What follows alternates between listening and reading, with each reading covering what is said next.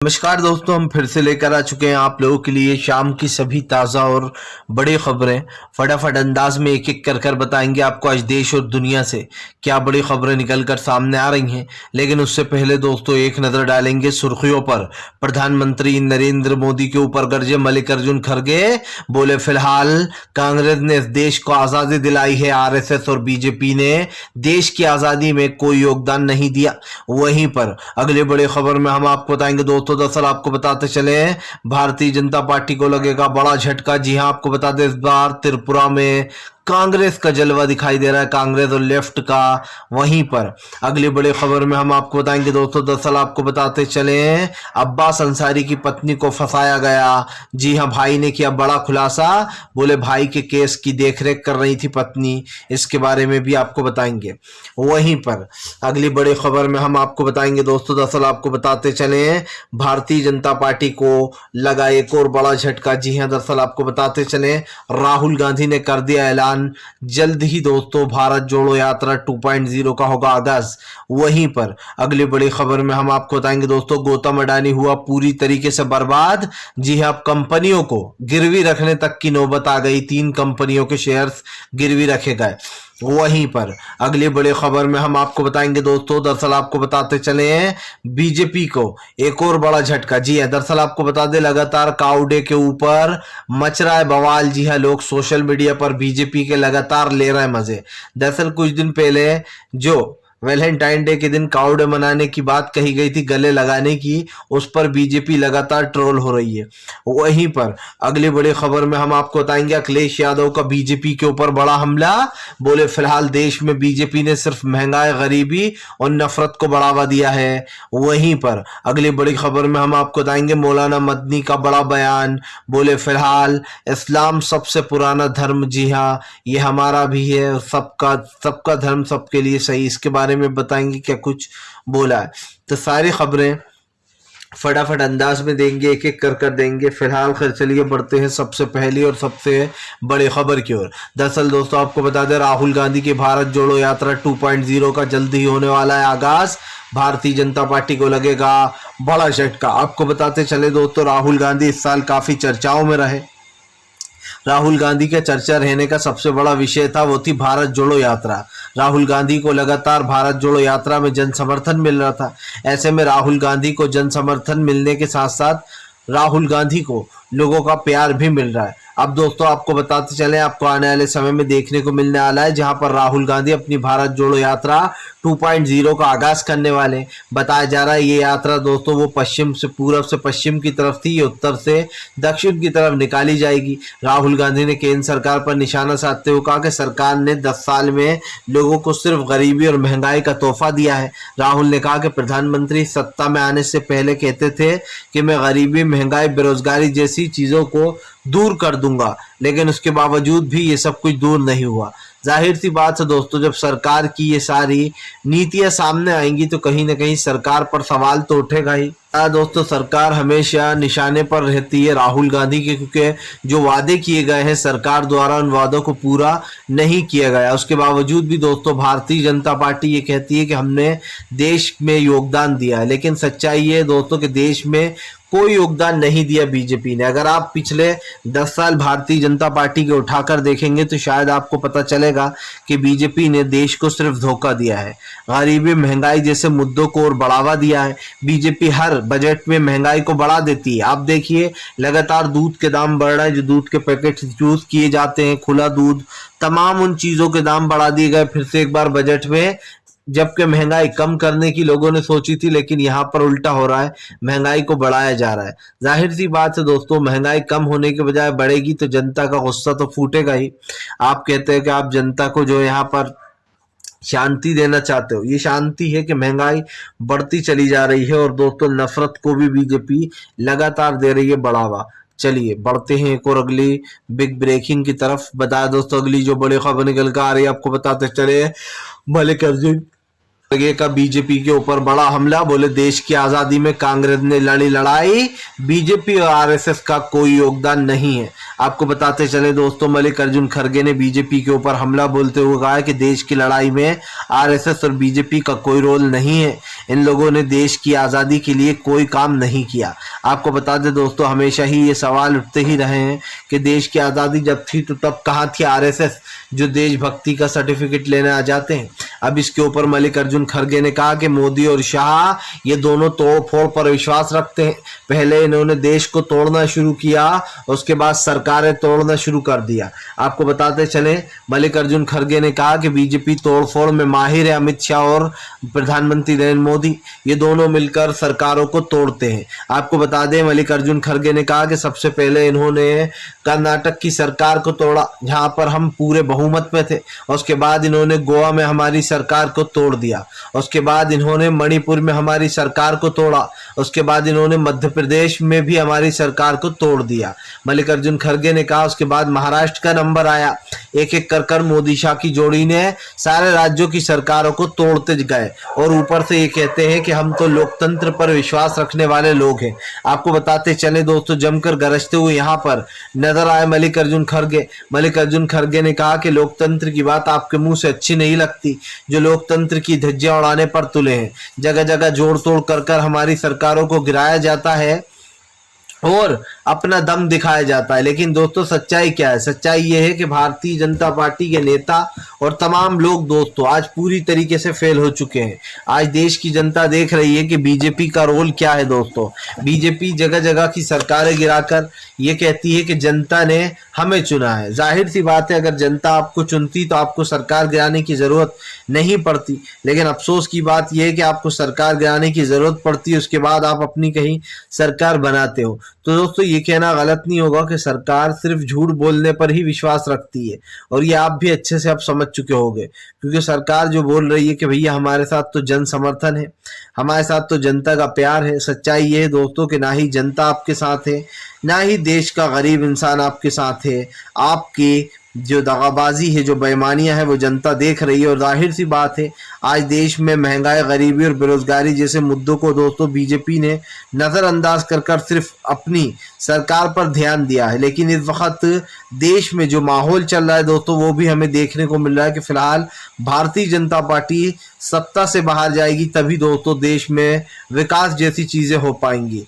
फिलहाल चलिए बढ़ते हैं एक और अगली बिग ब्रेकिंग की तरफ। बता दोस्तों, अगली जो बड़ी खबर निकल कर आ रही है, आपको बताते चले दोस्तों, तुर्की में मरने वालों की संख्या हुई 25,000 के पार। भारत की सेना भी दोस्तों जी हाँ कर रही है मदद। दरअसल आपको बताते चले दोस्तों, रेस्क्यू जारी है। अब तक तुर्की में मरने वालों की संख्या 25,000 के पार हो चुकी है। वहीं दूसरी तरफ अगर बात की जाए दोस्तों, तो कई लोग वहां पर घायल भी हैं, और कई लोगों के साथ तो करिश्मा भी हुआ है, जो कि दोस्तों बिल्डिंग के गिरने के बावजूद भी सुरक्षित निकल गए। आपको बताते चले, तुर्की में इस तबाही का ये जो मंजर है, इसको लेकर तुर्की काफी परेशान है, तुर्की की सरकार। ऐसे में हमारे भारत ने भी तुर्की की मदद की है यहाँ के जवानों को भेजकर। आपको बताते चले, मलबे में फंसे हुए लोगों को निकालने की पूरी कोशिश की जा रही है और रेस्क्यू जारी है। जितने भी लोग फंसे हुए हैं इन सब चीज़ों में, उन सबको निकाला जा रहा है। आपको बता दें दोस्तों, इस वक्त जो है सरकार पूरी तरीके से, तुर्की की सरकार अपने आप को असहज फील कर रही है, क्योंकि वहां पर मरने वालों की संख्या बहुत ज़्यादा हो चुकी है। दोस्तों बहुत बुरा मंजर था, आपने और हमने भी कई वीडियो देखे। मासूम, जो छोटे छोटे मासूम बच्चे थे बेचारे, उनके साथ भी बहुत बुरा हुआ। और ये देखकर दोस्तों जाहिर सी बात है बुरा लगता है, क्योंकि जब छोटे बच्चों के ऊपर इस तरीके की चीज़ें होती हैं तो अफसोस तो होता ही है, जाहिर सी बात है, क्योंकि हम और आप ये नहीं चाहेंगे कि जो छोटे बच्चे हैं उनके साथ ये सब कुछ हो। फिलहाल चलिए बढ़ते हैं एक और अगली बिग ब्रेकिंग की तरफ। बता दोस्तों, अगली जो बड़ी खबर निकल कर आ रही है, आपको बताते चले दोस्तों, पहले मुख्तार अंसारी, उसके बाद मुख्तार अंसारी का बेटा अब्बास अंसारी, अब दोस्तों अब्बास अंसारी की पत्नी को भी गिरफ्तार कर लिया है। आपको बताते चले दोस्तों, योगी आदित्यनाथ के ऊपर हमला बोल दिया है अब्बास अंसारी के छोटे भाई ने। दरअसल आपको बताते चले दोस्तों, मुख्तार अंसारी का बड़ा बेटा जो है अब्बास अंसारी, उनका केस की देखरेख कर रही थी उनकी पत्नी। लेकिन योगी आदित्यनाथ की पुलिस ने यह आरोप लगाया कि इनकी पत्नी अवैध तरीके से रोज जेल में मिलने जाया करती थी अपने पति से और 3-3 घंटे तक जो डीआईजी के पास में बना हुआ रूम है वहां पर बातें किया करते थे ये लोग। दोस्तों सबसे बड़ी बात ये है कि उनकी पत्नी मिलने जाती थी, ठीक है, लेकिन दोस्तों पुलिस प्रशासन क्या ऐसा करवाता था? और अगर ऐसा करवाता था दोस्तों तो फिर तो गलती पुलिस प्रशासन की है, ना कि उनकी पत्नी की। जाहिर सी बात है, जब आपकी पुलिस ही मिलने की इजाजत दे रही है, अब वो जैसे भी दे रही है, पैसे लेकर दे रही है, जैसे भी दे रही है, इसमें कहीं ना कहीं दोस्तों गलती पुलिस की है। लेकिन मामला सिर्फ ये नहीं है, मामला ये है कि अब्बास अंसारी का बेटा का कहना है कि ऐसा कुछ है ही नहीं, ये सिर्फ झूठी मंधड़क कहानी बनाई गई है और उनकी पत्नी को, अब्बास अंसारी की पत्नी को फंसाया जा रहा है। आपको बता दें, दरअसल अब्बास अंसारी का पूरे केस की देखरेख उनकी पत्नी ही कर रही थी। अपने पति से मिलना, कानूनी कार्रवाई से लेकर तो उनका ध्यान रखने तक का। दरअसल दोस्तों योगी आदित्यनाथ की तानाशाही तो आपने देखी ही है। मुख्तार अंसारी, बाहुबली मुख्तार अंसारी काफ़ी लंबे समय से जेल में है। अतीक अहमद काफ़ी लंबे समय से जेल में है। मुख्तार अंसारी के ऊपर कई मुकदमे चला रखे, कई झूठे मुकदमे चला रखे। और सबसे बड़ी बात यह कि उसके बाद उसके बेटे अब्बास अंसारी को गिरफ्तार कर लिया गया। उनको भी काफ़ी लंबा समय हो चुका है जेल में, मनी लॉन्ड्रिंग वाले मामले में लंबा जाए हुए। और अब दोस्तों उसकी पत्नी को भी फंसाया जा रहा है। साफ दिखाई दे रहा है कि किस तरीके से अपने विरोधियों को परेशान करने के लिए बीजेपी अपनी तानाशाही दिखाती है। और आपने तो देखा ही है, महाराष्ट्र में नवाब मलिक ने समीर वानखेड़े की पोल खोली तो बीजेपी को मिर्ची लग गई। असली बात यह है दोस्तों कि मुख्तार अंसारी के बेटे अब्बास अंसारी ने चेतावनी दी थी कि जब सपा की सरकार आएगी, उस वक्त प्रचार चल रहा था, अगर सपा की सरकार आई तो हिसाब होगा भैया, किसी को भी ऐसे नहीं जाने देंगे, हमने तो अखिलेश जी से कह दिया है। ये बात कही थी अब्बास अंसारी ने।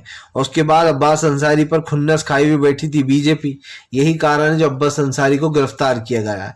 सबसे बड़ी बात यह है कि आज हमारे देश में जो कानून है दोस्तों, वो बेल देने में ही इतना टाइम लगा देता है, ऐसा लगता है कि एक सजा काट कर बेचारा बंदा बाहर आया है।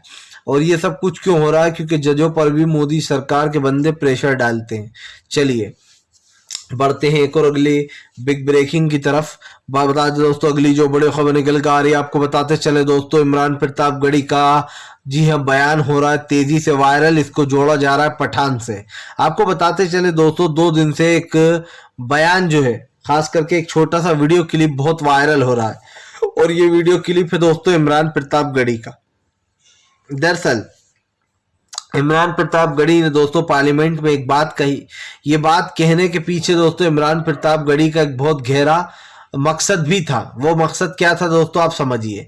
दरअसल इमरान प्रतापगढ़ी ने कहा कि जो भारतीय जनता पार्टी खास करके जो चीज़ें करती है दोस्तों, उसको लेकर इमरान प्रतापगढ़ी जो है उन्होंने जमकर भाजपा पर निशाना साधा। उन्होंने कहा कि मैं पाकिस्तान आपके लिए जिंदाबाद होगा, हमारे लिए हिंदुस्तान जिंदाबाद है, भारत जिंदाबाद है, आपसे ज़्यादा देर तक आप भारत का नाम है। आपको बताते चले इमरान प्रतापगढ़ी ने कहा कि मैं आपसे ज़्यादा भारत को प्यार करता हूँ और आपसे ज़्यादा बड़ा देशभक्त हूँ। आपको बता दें इस बयान को शाहरुख खान की पठान से जोड़ा जा रहा है। बताया जा रहा है इमरान प्रतापगढ़ी ने ये उन लोगों पर निशाना साधा है जो हमेशा बीजेपी के नेता दोस्तों आग उगलने के लिए तैयार रहते हैं, हमेशा नफरत की भाषा बोलते हैं और हमेशा बीजेपी के नेता इस तरीके के विवादित बयान देते हैं।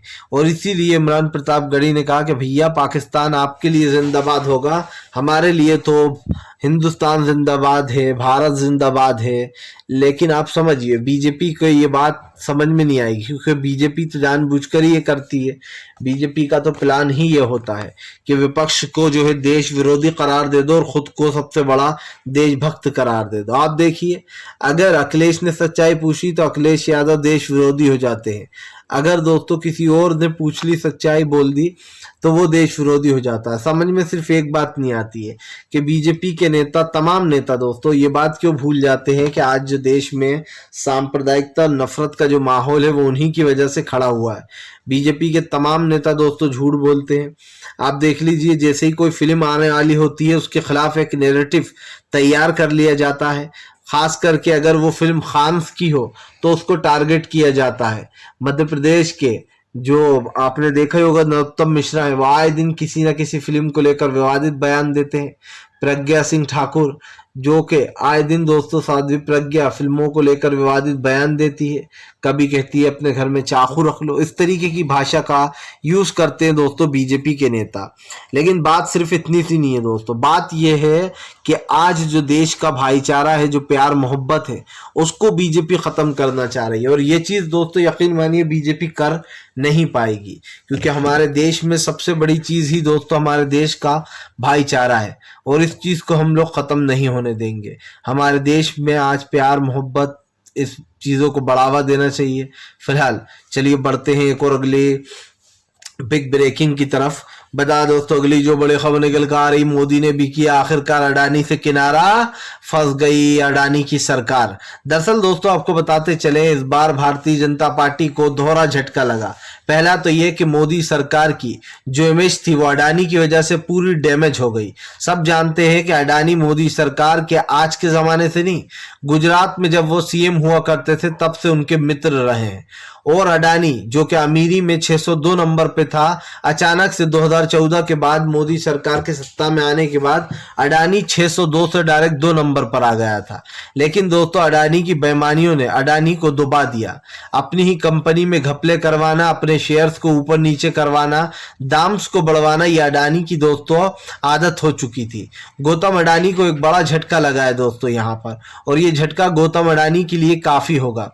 आपको बताते चले दोस्तों, इस वक्त गौतम अडानी के ऊपर कई सवाल खड़े हो रहे हैं। सबसे बड़ी बात यह दोस्तों कि गौतम अडानी जैसे लोग जो देश में सिर्फ नफरत फैलाने के लिए होते हैं और बीजेपी का सहारा बनने के लिए होते हैं, उस गौतम अडानी को अब दोस्तों एक एक कर कर अपनी संपत्तियां गिरवी रखने की नौबत आ रही है। गिरवी रख दी, आप समझिए 3 कंपनियों के शेयर्स गौतम अडानी ने गिरवी रख दिए हैं। इसे कहते हैं दोस्तों बर्बादी की शुरुआत। अब दोस्तों आप देखिए कैसा मजा आएगा, धीरे धीरे कर कर गौतम अडानी खत्म होने वाला है। अब वो चाहकर भी वहां नहीं पहुंच सकता। हमारे भारत की मीडिया ने अभी 2 दिन पहले बहुत कोशिश की बड़ी चालाकी से कि गौतम अडानी के शेयर्स के दाम बढ़ रहे हैं, बहुत अच्छा हो रहा है। 2 दिन तक इन्होंने ये सब कुछ नाटक करके देखा। जब इनको कोई फायदा नहीं मिला तो समझ गए कि भैया फायदा उसी न्यूज बनाने में है, इसमें नहीं है। वापिस से अपनी अपनी औकातों पर आ गए और गौतम अडानी की बुराई करने लगे। जाहिर सी बात है, आज जो उत्तर प्रदेश में इतना बड़ा निवेश हो रहा है, उत्तर प्रदेश को उठालने के लिए, वहां पर रोजगार लाने के लिए सारे के सारे पूंजीपति वहां पर दिखाई दे रहे हैं, सिर्फ एक अडानी को छोड़कर। क्यों?